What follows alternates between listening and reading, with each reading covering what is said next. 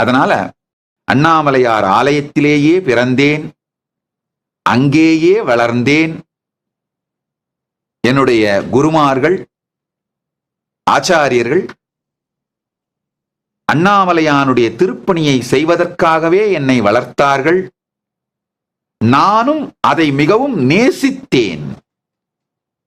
அண்ணாமலையான் திருப்பணியே என் வாழ்க்கை என்பதை நான் மிகுந்த அதிர்ஷ்டமாகவும் வரமாகவும் உணர்கின்றேன். அதனால சிறுவயதிலிருந்தே நான் செய்த ஒன்றே ஒன்று அண்ணாமலையான் திருப்பணியே.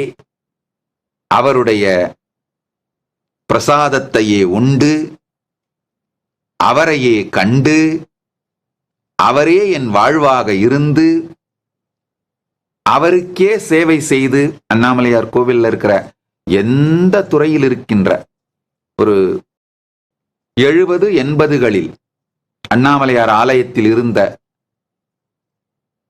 யாரிடம் வேண்டுமானாலும் போய் நீங்க கேட்டு பார்க்கலாம், பேசி பார்க்கலாம். காலையிலிருந்து இரவு வரை அண்ணாமலையார் ஆலயத்திலே தான் இருப்பேன். பள்ளிக்கு செல்வது மிகவும் குறைவு. அண்ணாமலையார் அருளால தேர்ச்சி பெற்று சர்டிபிகேட் வாங்கியிருக்க